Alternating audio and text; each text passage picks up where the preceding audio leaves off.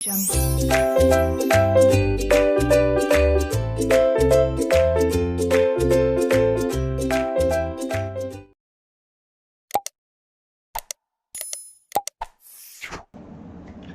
hello everyone, and welcome back to my channel named Learning to Learn. So this is my YouTube channel, as you can see, and you can follow me on Instagram, Facebook, LinkedIn, and as well as on Unacademy. I'm a verified educator on Unacademy. Right now we have a number of courses on Unacademy, especially targeting for NTA UGC NET category. So if you're preparing for NTA UGC NET, these are all the special classes which have started from 26th and it will go till 30, and then we'll have the schedule for the next month. So before going any further, as you all are aware that we have NTA UGC NET exams from the first week of October. So all the people are requested to join these classes as much as possible, and these are 100% free classes, so you can practice various MCQs. So in this particular week we are trying to complete 100 MCQs of ICT, 200 MCQs of people and environment, 120 MCQs of audit, and 80 MCQs of of management as well.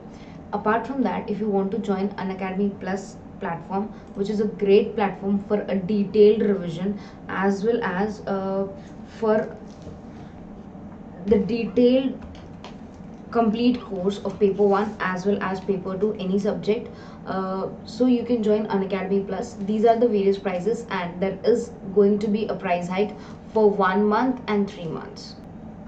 For 1 month and 3 months there is going to be a price hike, so make sure you do join Unacademy Plus, and you can use Aditi Live, ADITILIVE, Aditi Live referral code to avail 10% discount on your Unacademy subscription. So make sure you join, and this is the entire schedule of special classes which are taking place. So these are the classes which took place from 27th to 30. These are the classes which you can watch live free of cost. You don't even have to pay any money. So make sure you join these classes, and let's start with today's topic.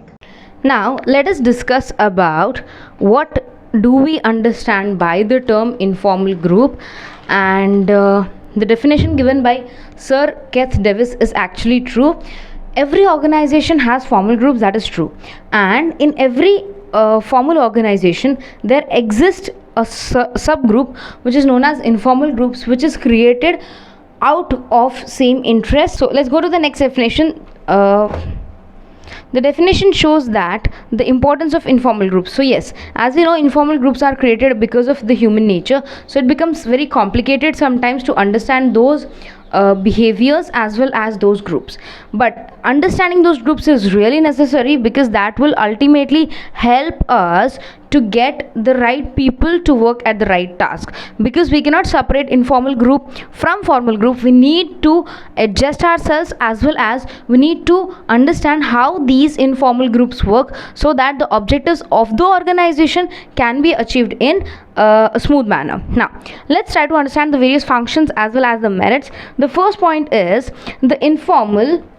organization provides a sense of satisfaction to the members which they cannot achieve while working in the formal organization. Yes, so because man is a social animal, as I said before, he needs certain people so that he can discuss his problems, he can socialize, he can talk to them when there is a need. So these informal organization provides the satisfaction, social satisfaction and psychological satisfaction to the employee, which formal organization cannot.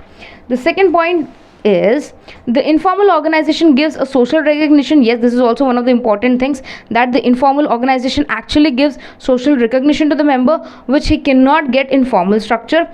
The informal groups preserves and supports the cultural values with in the group and maintains unity and coordination. Yes, because the groups are made of similar people or the people who have similar interests. So yes, they support the cultural background of the people and they maintain a sense of unity and coordination between them. The next is it fills the gap between management and the members of the group. Yes, here what happens is, because it is an informal organization, many people come together, the biasness or the rigidness is reduced, and there is a flexible environment where they could work or talk with ease. The next is, due to free flow of communication, the members of the group are not only receive an important information, at the same time it gives their valuable suggestion. So here we have two-way communication and open communication, and this basically helps for important suggestion which the management would not have taken in a formal structure, but in informal setting he is able to consider all those you can say points, topics, suggestions, feedback, which would be really beneficial in a long run. Point number 6, through informal groups, problems are solved in very quality, quickly and easily. Yes, because it is a two-way communication. Yes, they could suggest certain suggestions of the problems, they could suggest their experience regarding the same, and that will help to give a new perspective to the management.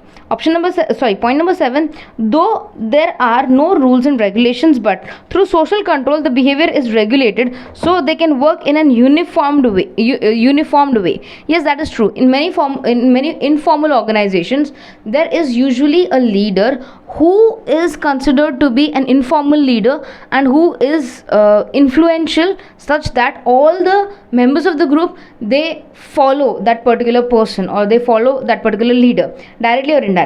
In the same way, though there are no rules and regulations, no strict rules and regulations, still the employees feel disciplined to a certain topic or to a certain thing, that they behave in a very disciplined manner on certain aspects of the social group, because that behaviors are accepted by the group. And if certain behaviors are not accepted by the group, the member of the group will not do that particular activity, so that he can remain in that group, he can be the part of the group. So he does not want to you can say walk on eggshells or make any stupid moves, so that he can be removed out of the group, or he can get you can say separated from the group. So that's why, though there are no rules and regulations, people do follow a certain code of conduct within the group. The next is, the leader chosen by the group members develop the feeling of group cohesiveness, to which the members are always willingly to work for the group and serve the organization. Yes, the leader the group has chosen develops a feeling of oneness, coordinated cooperation, and they work together not only for the organizations but for the group and whereas for themselves. The next is point number 9, that is the last point. They make their members work in such a way that they blend themselves and achieve efficiency. Yes, there is a greater chance of achieving efficiency in the organization from informal groups as compared to formal groups, because formal are rigid. Okay, so here the employee might not be satisfied, but informal groups are not rigid, they are flexible. Second, they provide a sense of social satisfaction and psychological satisfaction to an individual. So here the individual would be more comfortable, and thus being more comfortable, he'll try to achieve more in this particular case. So these were all the advantages, all the merits of the informal groups. Now let us discuss certain drawbacks or certain demerits of informal groups. Now, the norms which are set by informal groups restrict the output. Yes, certain times, because many people or many employees are involved so much so in informal groups that they neglect their duties, they neglect the objectives of the organization, they neglect the working hours, thus affecting the working of the organization as a whole. So of course this is one of the biggest problems. Second, sometimes it creates a sense of dissatisfaction among its members by rejecting or insulting them when they sometimes go against the group norms. Yes, suppose if there is an informal group, and if somebody doesn't respect the informal group or doesn't respect the members of the informal group, or there is a conflict, I could say, then this would rise, or this would create a lot number of problems to the group, to the organization as a whole. Even in the formal groups, the being as employees are same who got conflicted, so they will behave in a very odd manner, which is not good for the organization.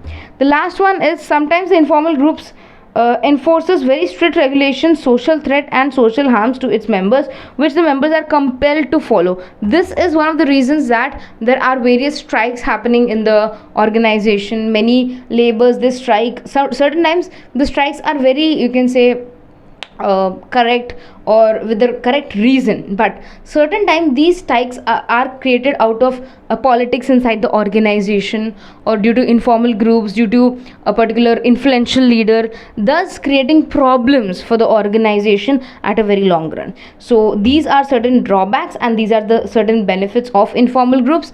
Next, if we meet in the next class, we will be trying to understand the term called group cohesiveness, and then we'll be understanding various other factors of group. So I hope you like this lectures, and if you have any doubts, any problems, please do let me know. I would love to solve your problems. Till then, take good care of yourself, study hard, and take care. Bye everyone.